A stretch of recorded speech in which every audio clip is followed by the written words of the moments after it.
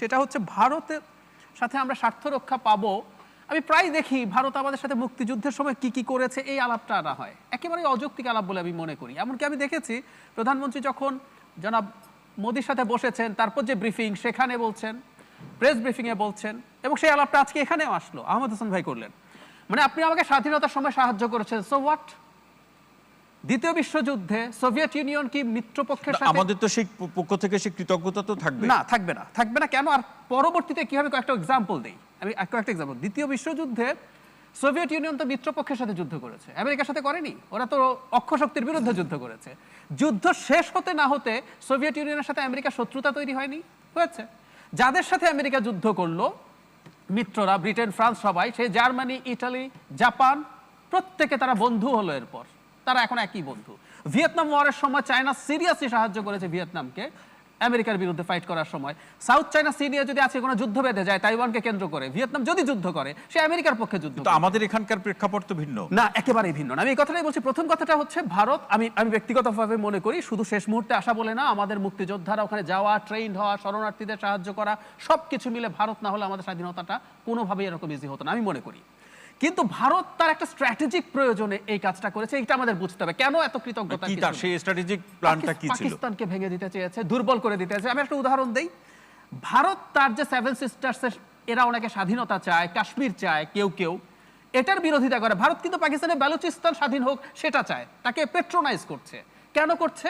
আবার একইভাবে ইন্টারেস্টিং, পাকিস্তান তার বেলুচিস্তানের উপরে স্টিম রোলার চালায়, কিন্তু সে আবার কাশ্মীরের স্বাধীনতা নিয়ে কথা বলে। প্রত্যেকটা তার স্ট্র্যাটেজিক ইম্পর্টেন্সের ব্যাপার, দুর্বল করে দেয়া। সুতরাং ওটা টেনে আনাটার কোনো প্রয়োজন নেই। বঙ্গবন্ধু সোলজারদেরকে এখান থেকে ফেরত পাঠিয়েছেন, এটা একটা বড় ক্রেডিট, আমি মানি। কিন্তু বঙ্গবন্ধুর কন্যা যে একই মানুষ হবেন, নট নেসেসারিলি। আমরা কি অনেকে জানি যে বাংলাদেশের কোস্টাল সার্ভেলেন্স রেডার আছে ভারতের? 2019 সালে এগুলো স্থাপন করা হয়েছে। পুরো বে অফ বেঙ্গলে ভারতীয় রেডার দিয়ে ভারত নজরদারি করে। এবার যে চুক্তি হয়েছে, মোদি তার স্পিচে বলেছেন, আমাদের তো এমওইউ গুলোর কন্টেন্ট জানা, ভয়ের জায়গাগুলো বলুন, যে ভয়ের জায়গাগুলো আসছি আমি।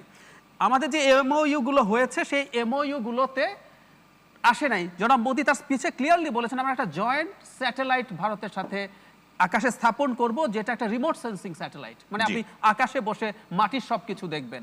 ভারতের এরকম স্যাটেলাইট আছে, সে বাংলাদেশে সব দেখতে পারে। কিন্তু আমাদের অত্যন্ত স্ট্র্যাটেজিক একটা জায়গাতে আমরা ভারতকে ঢোকাচ্ছি, এগুলো চলছে। এবার এটা নিয়ে ভয়ের জায়গাটা বলে আমি যে কেউ অনুরোধ করবো, ছবিটা দেখাতে পারলে সবচেয়ে ভালো হতো। দর্শন হচ্ছে চুয়াডাঙ্গা জেলায়, আমাদের পশ্চিম যে বর্ডার তার মাঝামাঝি জায়গায়। এখান দিয়ে ঢুকবে ভারতের ট্রেন, চিলাহাটি হচ্ছে ওপরে নীলফামারী জেলা দিয়ে বেরোবে। আপনি দেখবেন অন্যান্য ট্রানজিট রুটগুলো, করিডোরের রুটগুলো ভারতের দূরত্ব কমিয়ে দেয়, এই রুটটা দূরত্ব কমায় না। টাইমস অফ ইন্ডিয়া হেডিং করেছে যে বাংলাদেশের মধ্য দিয়ে রেল লাইন হবে চিকেন নেক বাইপাসের জন্য। কেন চিকেন নেক বাইপাস করতে হবে তারা এই উদাহরণ দিচ্ছে, যে কেউ পড়তে পারেন। 16 জুন এই রিপোর্টটা পাবলিশ হয়েছে টাইমস অফ ইন্ডিয়ায়।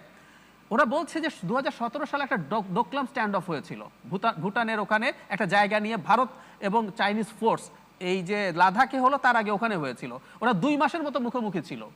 টাইমস অফ ইন্ডিয়া বলছে তখন ভারতের চিকেন নেক দিয়ে যে সাধারণ বেসামরিক এবং সামরিক পণ্য পরিবহন হয় সেটা ঝুঁকিতে পড়েছে। বাংলাদেশের মধ্য দিয়ে এই অল্টারনেটিভগুলো সেই ঝুঁকি কমাবে, ক্লিয়ারলি বলছে। তাহলে ধরুন ভবিষ্যতে চায়না ভারতের তো একটা যুদ্ধ পরিস্থিতি আছে, যুদ্ধ বেঁধে যেতেও পারে।